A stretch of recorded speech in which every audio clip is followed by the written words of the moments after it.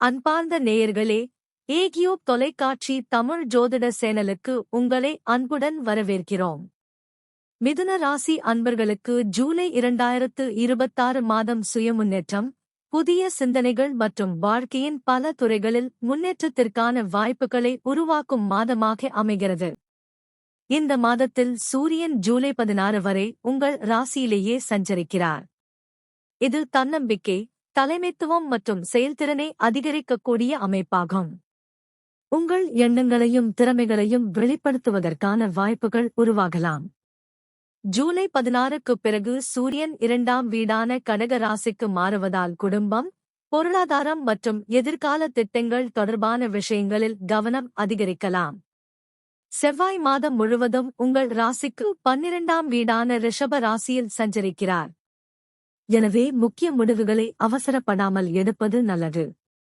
ஓய்வு, மன அமைதி மற்றும் திட்டமிடலுக்கு நேரம் ஒதுக்குவது எதிர்கால வெற்றிக்கு உதவும். சில விஷயங்களில் பொறுமை கடைப்பிடிப்பது சிறந்த பலனை அளிக்கும். புதன் மாதம் முழுவதும் உங்கள் ராசியிலேயே இருப்பதால் அறிவாற்றல், பேச்சுத்திறன், கற்றல் திறன் மற்றும் தகவல் பரிமாற்றம் சிறப்பாக அமையும். மாணவர்கள், ஆசிரியர்கள், எழுத்தாளர்கள், ஊடகத்துறையினர் மற்றும் வணிகத்துறையினருக்கு இது சாதகமான காலமாக இருக்கலாம். புதிய சிந்தனைகள் நல்ல வாய்ப்புகளை உருவாக்கும். குரு மாதம் முழுவதும் 2ஆம் வீடான கடக ராசியில் சஞ்சரிக்கிறார்.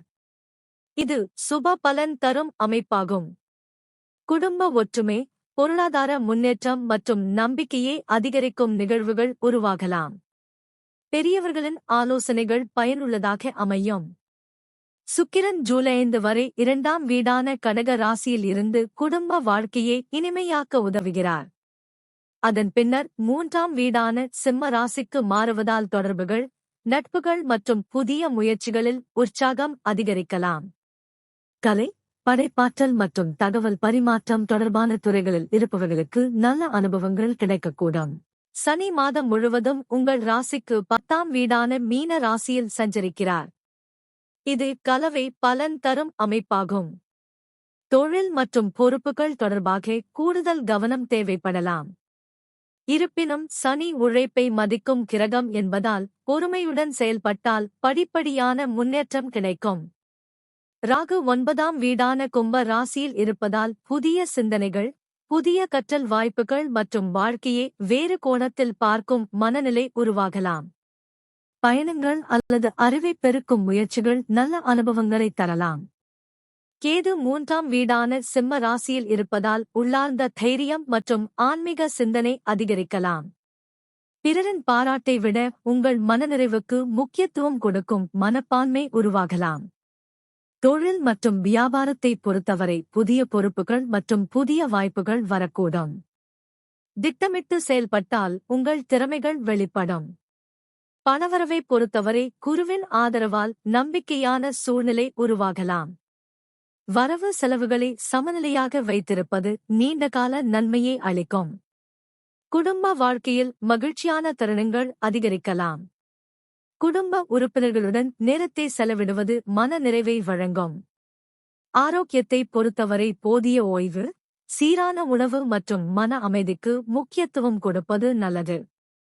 தினசரி நடைப்பயிற்சி மற்றும் தியானம் புத்துணர்ச்சியை அளிக்கும். இந்த மாதம் உங்களுக்கான ஆன்மீகச் செய்தி என்னவென்றால், அறிவும் ஆன்மீகமும் இணைந்தால் வாழ்க்கை மேலும் அர்த்தமுள்ளதாக மாறும். தினமும் சில நிமிடங்கள் இறைநாமம் ஜபிப்பதும், நன்றியுணர்வுடன் நாளை தொடங்குவதும் மன அமைதியையும் தெளிவான சிந்தனையையும் வழங்கும். மொத்தத்தில் ஜூலை 2026 மாதம் மிதுன ராசிக்காரர்களுக்கு அறிவு, நம்பிக்கை மற்றும் பொறுமையின் மூலம் முன்னேற்றத்தை உருவாக்கக்கூடிய மாதமாக அமைகிறது. நன்றி. மேலும் பல ஜோதிட தகவல்களுக்கு ஏகியோப் தொலைக்காட்சி தமிழ் ஜோதிட சேனலை தொடர்ந்து பாருங்கள்.